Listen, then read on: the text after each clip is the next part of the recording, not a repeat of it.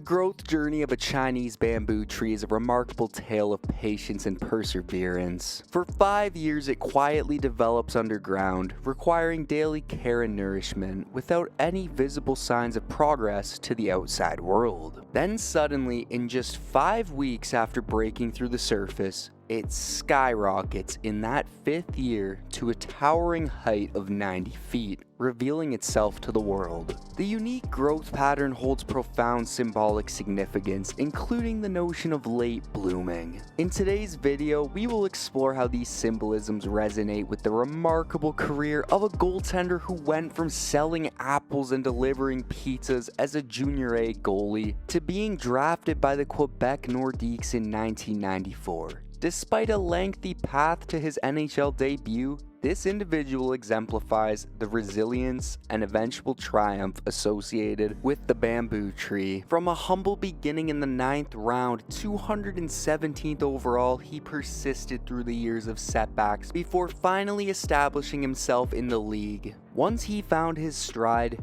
this goaltender's performance from 2008 to 2012 stood as one of the most dominating stretches we've seen in recent memories. And that's right, boys.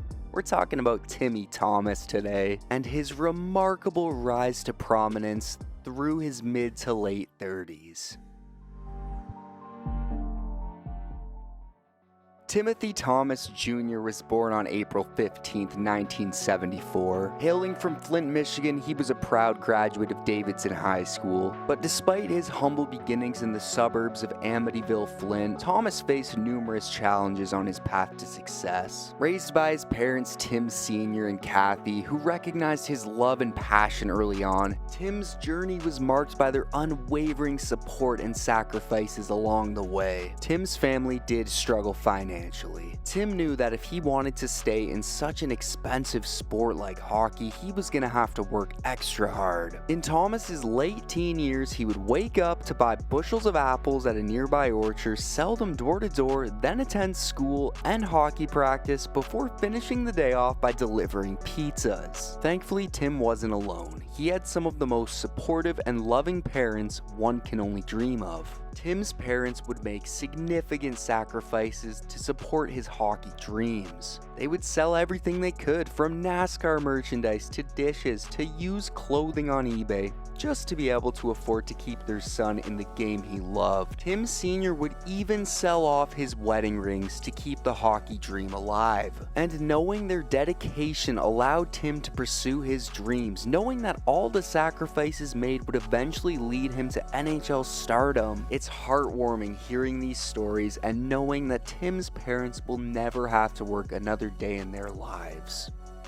The dedication and perseverance, the qualities that were instilled in Thomas from such a young age, would begin to bear fruit during his college years at the University of Vermont, where he would play for 4 seasons from 1993 till 1997. During this time, he amassed an impressive record of 81 wins and 43 losses with 15 ties, with a remarkable 2.70 goals against average and a stellar .924 save percentage. His outstanding play ranked him 3rd in career saves in NCAA Division I history with 3,950. Notably, Thomas led the nation in save percentage in '96 and played a pivotal role in guiding the Catamounts to the NCAA tournament appearances, including their first ever berth in the 1996 Frozen Four. With numbers like this, it really looked like Thomas was a star in the making. But his playing style was characterized by some notable weaknesses. Scouts around this time would say that his skating ability was a major limitation for Thomas, barely meeting the standards required for the NHL play. He lacked strong lateral movement. However, Thomas made up for his skating weakness with 2 key strengths.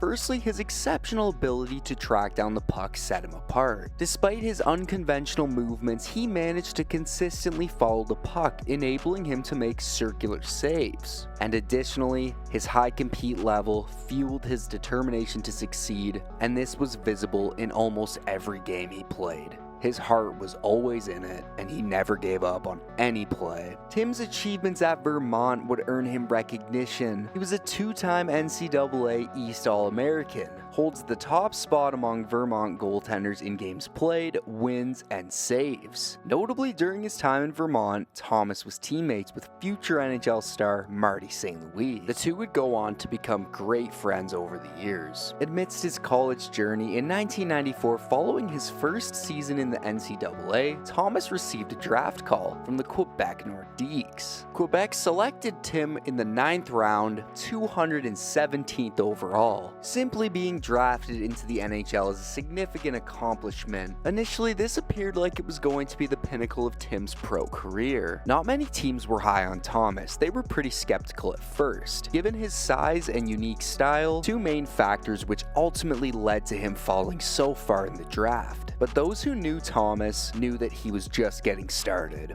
During this time, another figure would always stand by Thomas. His agent at the time, Bill Zito, who I'm sure most of you know as the GM of the Florida Panthers right now. Zito remained steadfast in the belief of Thomas and his abilities. Despite skepticism from many in the hockey world, Zito remarked that for years people would laugh at him about Thomas, but all Tim ever did was stop the puck, leaving Zito flabbergasted and frustrated. His foresight and ability to recognize talent would extend way beyond Thomas, identifying potential in more overlooked players like Brian Rafalski and Kimmo Timonen, as well as Sami Salo, demonstrating his keen eye for talent. Guess that's why he became such a damn good GM.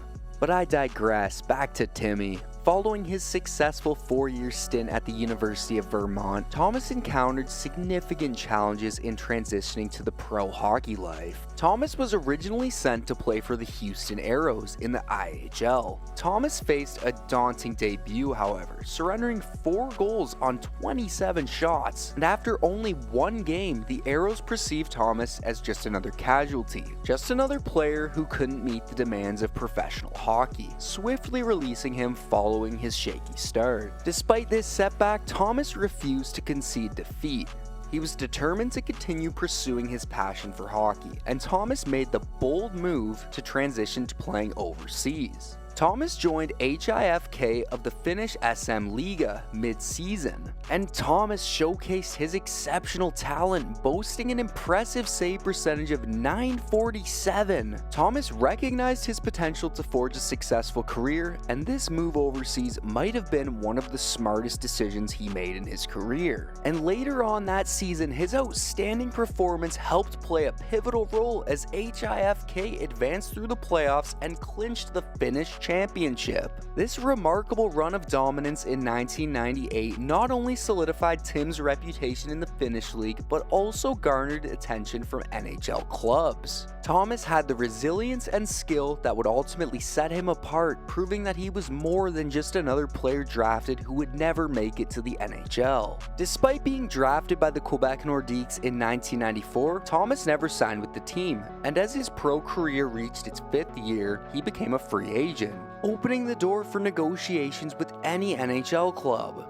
Following his standout 1998 season, on June 4th, 1998, the Edmonton Oilers extended an offer granting Thomas his first NHL contract, a significant milestone in his journey. Thomas began 1999 by moving to the AHL, joining the Hamilton Bulldogs. He would spend 15 games with Hamilton before returning to HIFK. In 1999 with HIFK, he boasted a save percentage of .917 in 14 games as the team once again made it to the league finals, albeit finishing as runner-ups to TPS. The following year in 2000, Tim Thomas returned to North America to play for the Detroit Vipers in the IHL. He then ventured overseas once again, spending the following season with AIK of the Swedish Elite League. After the conclusion of the 2000 season, Thomas and the Edmonton Oilers went their separate ways. Little did anyone anticipate the significance of this moment,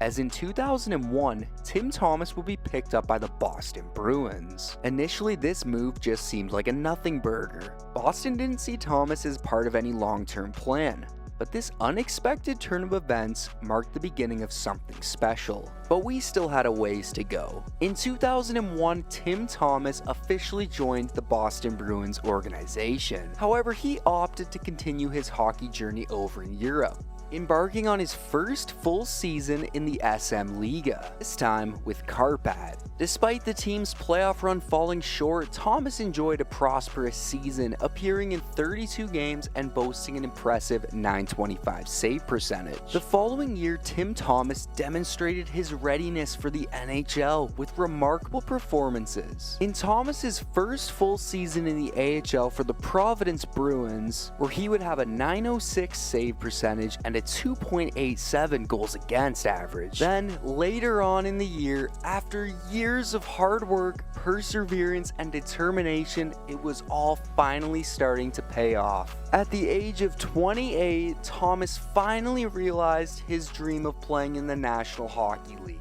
During the 03 season, he made his NHL debut with the Boston Bruins. He appeared in only 4 games that year, boasting a .907 save percentage along with a 3-1 record. And notably, Thomas secured his first NHL win in his league debut, in a stellar 31 save performance in a 4-3 victory over the Edmonton Oilers. The following year, in the AHL, Thomas boasted an impressive 1.84 goals against average and a staggering .941 save percentage in 43 games. All signs were pointing to Thomas being the next starter for the Bruins. However, in 2005, Tim's aspirations were momentarily put on hold due to the NHL lockout. During the 2005 lockout, Thomas returned to Finland for his 4th stint in the Liga, except he was joining Jokert this time. In an extraordinary display of dominance, he played in 54 of the team's 55 games, achieving a league-high .946 save percentage. He also set the record for shutouts in the league, securing an impressive 15 shutouts during his stint. He also maintained his remarkable play with a .938 save percentage in 12 playoff games. Despite his ridiculous season, Jokert would ultimately fall short in the finals, earning him his 2nd silver medal in the Liga. In August 2005, following the conclusion of the NHL lockout, Thomas initially signed to continue playing with Jokert for the 2006 season. However, his contract included an NHL option, and just 1 day before the regular season started in the Liga, on September 14th, Thomas made the announcement that he had inked a deal with the Boston Bruins. Upon his return to North America, Thomas was initially assigned to the Providence Bruins. However, Boston encountered injuries to both of their starters, Andrew Raycroft and Hannu Tovanen.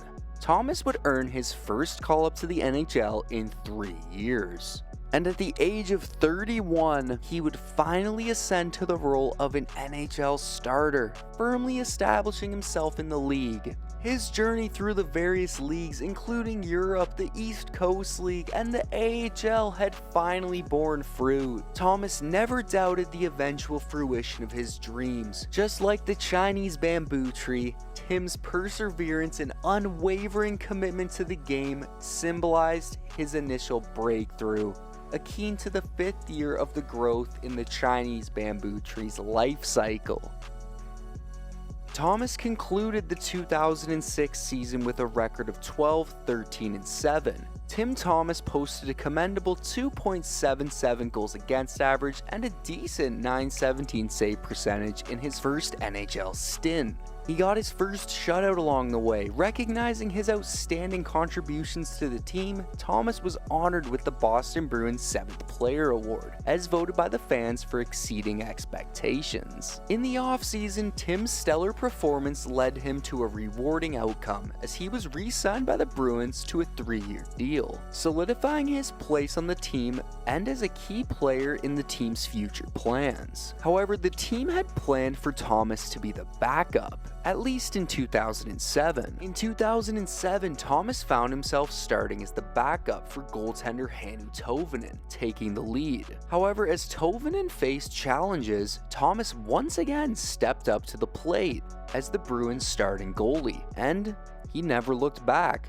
Throughout the season, he demonstrated his skill and resilience, finishing with a solid record of 30-29-4. Thomas would yet again earn the 7th Player Award for the 2nd consecutive season, making him the first goalie in Bruins history to win the award twice. As the 2008 season approached, it marked a pivotal moment in Thomas's career. He was poised to reach new heights, like the bamboo tree, and truly blossom. Thomas was about to enter his 5th year of growth, so to speak. But Boston still didn't really see things that way. On July 1st, 2007, Boston made a notable move by acquiring goalie Manny Fernandez from the Minnesota Wild, leaving many to anticipate that Thomas would resume his role as the backup goalie for the 2008 season, especially after Thomas's previous backup, Hannu Teuvonen, was traded to St. Louis. However, fate took a different turn. Early in the season, Fernandez sustained an injury, providing Thomas with another opportunity to step into the spotlight.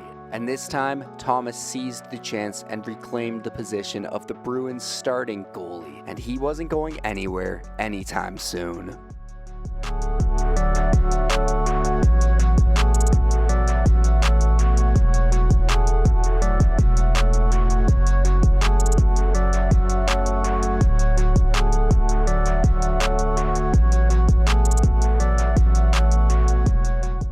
Tim Thomas received his first NHL All-Star Game selection on January 22, 2008. He replaced the legendary goalie Marty Brodeur, taking to the ice during the 3rd period of the game. Thomas faced 18 shots, stopping 14 of them. To the rest of the league, Tim Thomas appeared to be a rare overnight success, a 1 in a million story. But if you've made it this far, you know that couldn't be further from the truth.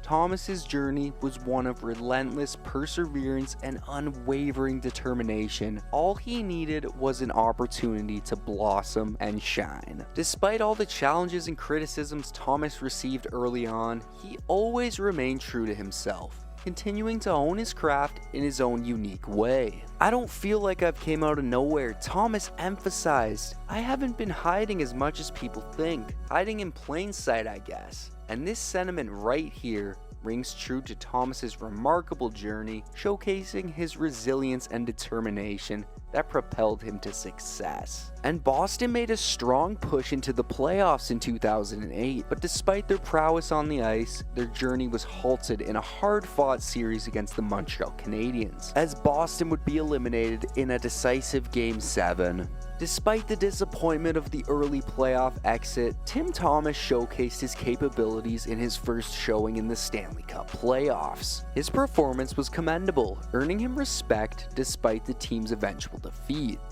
In 2009, at the age of 34, Tim Thomas solidified his status as an NHL star, epitomizing the concept of a late bloomer. Early on in 2009, Thomas made Bruins history by recording back-to-back shutouts, becoming the first goalie to do so since Brian Defoe in 1999. More impressively, his back-to-back shutouts came on back-to-back nights on October 27th and 28th against the Edmonton Oilers and Vancouver Canucks. His exceptional play earned him a spot at his second All-Star game in 2009. Once again, he emerged victorious for the Eastern Conference, securing a shutout win over the West. And just over a month later, Thomas reached a significant milestone by recording his 100th victory in a commanding 6-0 shutout against the Anaheim Ducks. On April 2nd, 2009, Thomas committed to a 4-year extension with the Bruins, extending his tenure throughout the 2012-13 season. Just 2 days later, on April 4th, he achieved a career-high 5th shutout of the season in a crucial 1-0 victory over the New York Rangers. And this win secured the top spot in the Eastern Conference for the Bruins, marking their first title since 2002. Tim's outstanding performances continued into the playoffs, where Boston swept Montreal in the first round. However, their postseason journey came to an unexpected end, getting knocked out in the second round in a heartbreaking Game 7 overtime loss to the Carolina Hurricanes. However, things weren't all that bad. On June 18, 2009, Tim Thomas was honored with the Vezina trophy at the NHL Awards, beating out fellow nominees Nicholas Backstrom of the Minnesota Wild and Steve Mason of the Columbus Blue Jackets.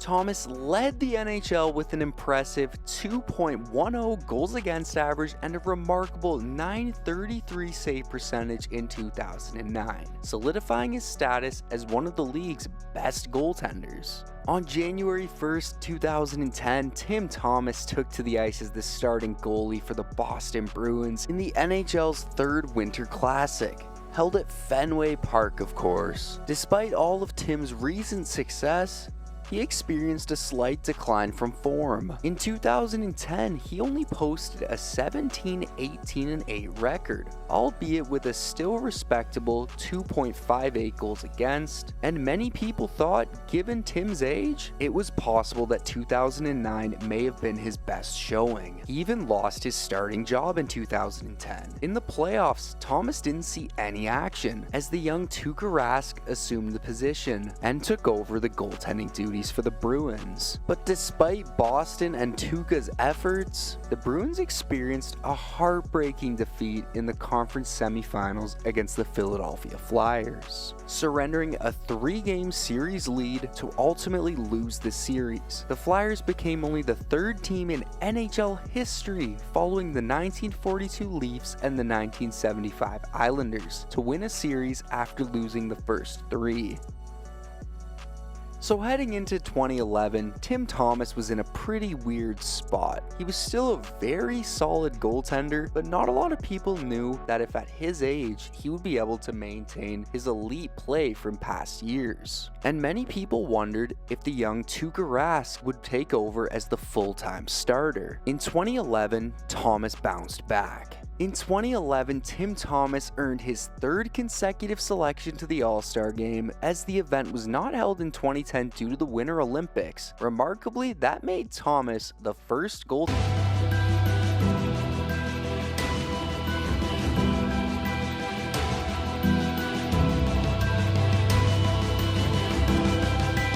Gianta, he's got Mullen, 2-on-1 against Barons, Mullen to Gianta, oh, Tim Thomas goes right to him to steal it! During the power play, here's Buchanan's, saved by Thomas!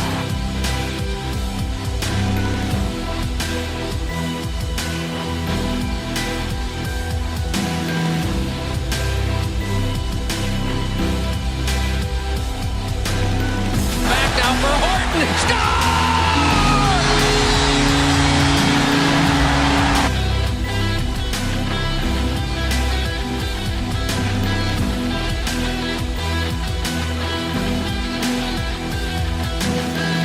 Here's Olin leading one ahead. LeCavalier is by. Dragged and stopped by Thomas. Block shots were made, or the Bruins get back in. Oh, another try and robbery by Thomas. Here it's fed in front. Gagne stopped by Thomas.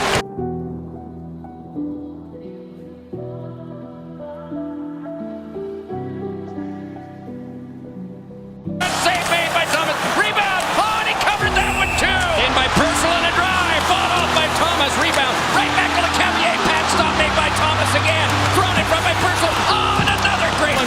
Fed back by Downey. To the back it comes Brewer. Shot went wide. Rebound. Oh, and it wouldn't go.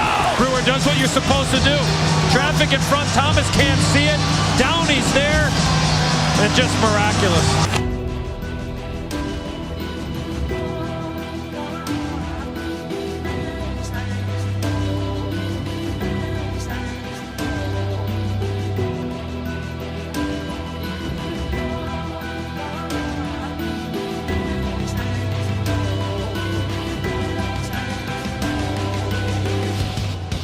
Here's Kessler beating one in front. Oh, and what a save by Thomas. Big on in. Oh, and a save made by Thomas. Has got it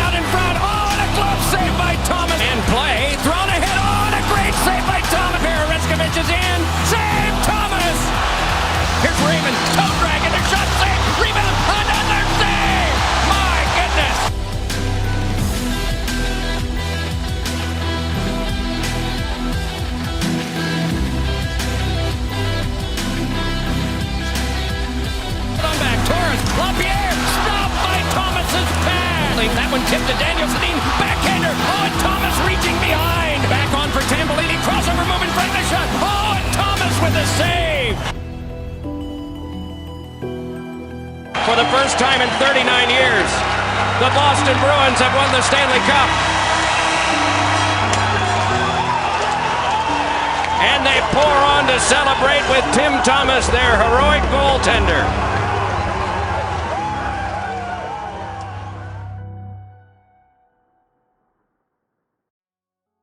Throughout Boston's playoff run, Tim Thomas set multiple records, including the most saves in a single postseason with 798, the most saves in a Stanley Cup Finals series with 238 of them. He broke Frank McCool's 66-year-old record for the fewest goals allowed in a 7-game Stanley Cup Finals, only allowing 8 goals in total. Thomas holds the record for the best save percentage in the Stanley Cup Finals with a .967 save percentage. He carried the Boston Bruins. He put the whole team and the city on his back in 2011. 2011 was his year. He became the first goalie ever to post a shutout in a Game 7 victory on the road, which is nuts. At 37 years and 62 days old, Thomas became the oldest recipient of the Conn Smythe Trophy. He also earned the distinction of being the first American-born winner of the trophy since Brian Leetch in 1994. He won 3 Game 7s, 2 by 1 goal, posted shutouts in 2 of those games, and of course, he was the main reason why Boston ended their 39-year Stanley Cup drought, becoming absolute royalty in Beantown in the process. Thomas finished the playoffs with 16 wins, a 1.98 goals against average, and a .940 save percentage with 4 shutouts along the way. And to cap it all off, he would take home his second Vezina trophy as the league's top goaltender in 2011, beating out Roberto Luongo yet again. And I think when it's all said and done, you can definitely make an argument that Thomas had one of the most dominant seasons the sport had ever seen from a goaltender.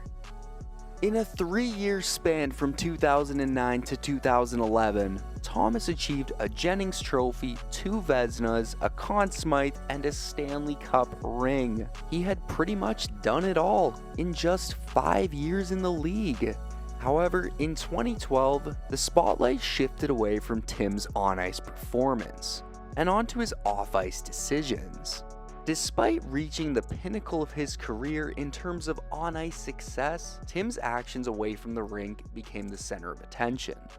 Thomas made the unexpected announcement that he wouldn't be joining his teammates for the annual presidential trip to the White House to meet President Barack Obama. This stirred up controversy. It was a decision driven by his political beliefs at the time. It left many questioning whether he was being overly politically correct at an inappropriate moment. Now, I don't want to focus on this too much because at the end of the day, this video is about stuff that happened on the ice, not away from it. But I had to include this. This was a huge moment in Tim's career and his story.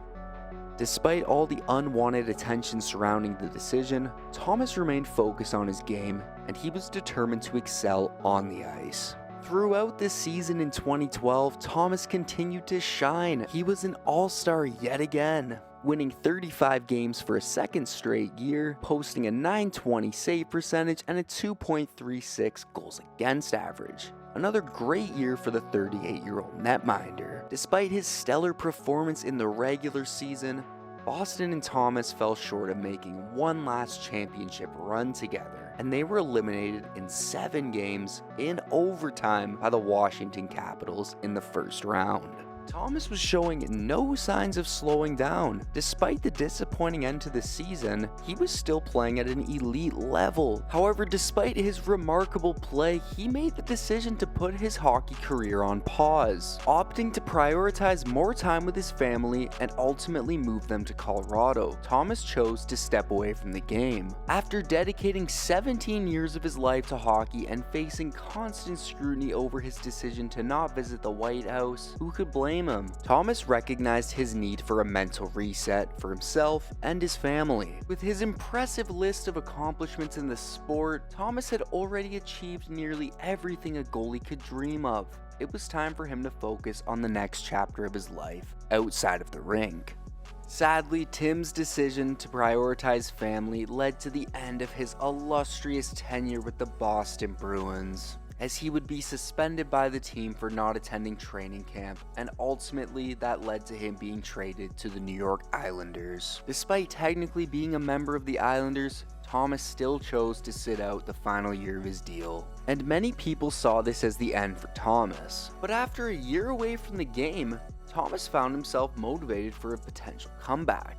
The fire and passion for hockey still burned within him, and he had his sights set on one last opportunity to return to the ice. On September 26, 2013, Tim Thomas embarked on a new chapter in his career by signing with the Florida Panthers, aiming to recapture the form he had exhibited just 2 years prior. Despite having taken an entire year off from the game, the 40-year-old goalie demonstrated his resilience and skill throughout the 2014 season. Thomas put forth a commendable performance for the Panthers, posting a 2.87 goals against and a 909 save percentage in just under half a season. Despite his individual efforts, the team's overall performance didn't meet expectations. As a result, Thomas garnered interest from other teams, leading to a trade to the Dallas Stars at the trade deadline. Tim's stint with the Stars unfortunately wasn't as successful as hoped. He spent a majority of his time as the backup goalie,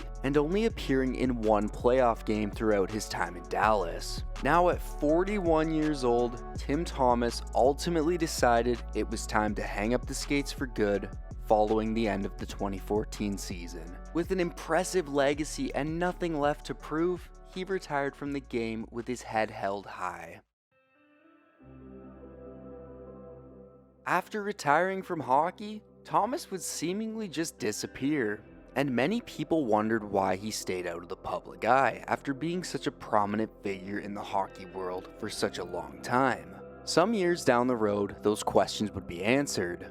When Thomas was inducted into the US Hockey Hall of Fame in 2019, he revealed all of the difficulties he encountered in his daily life, such as memory loss and cognitive challenges. He reflected on the impact of his concussion in December of 2013, which profoundly altered his life, at times leaving him unable to make simple decisions or follow a schedule without difficulties. In the years following his retirement, Thomas isolated himself from the hockey world and grappled with communication difficulties and memory loss. However, he found solace in his family and a newfound appreciation for life and the importance of brain injuries and mental health. Despite his hardships, Thomas expressed gratitude for the lessons learned and the opportunity to prioritize his well-being and family. He chose to open up about his struggles, not to criticize the league or its players association, but to raise awareness about the consequences of head injuries in sports. As Tim continues his journey of recovery and self-discovery, it's nice to see that he's re-engaging with the hockey community after spending so much time away from the game. His resilience and determination to advocate for brain health serve as a testament to his character beyond the ice.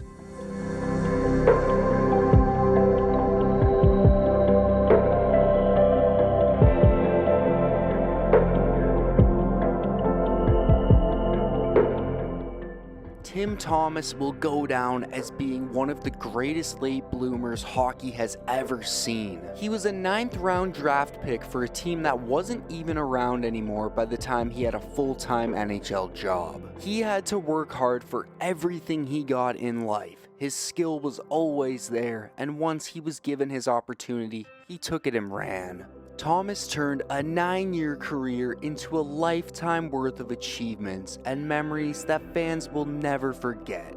He had one of the most dominant seasons we will ever see, and that's what he should be remembered for.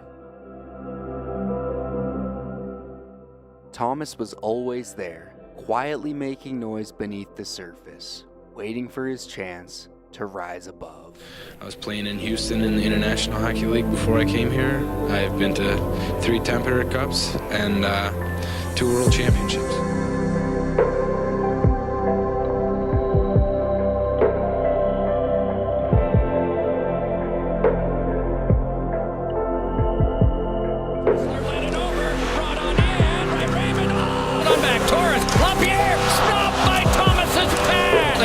tip to Daniel Sedin. Backhander. Oh, and Thomas reaching behind. Back on for Tambellini. Crossover move in front of the shot. Oh, and Thomas with a save. One with Ferentz gives it over to Kessler and Timmy Thomas.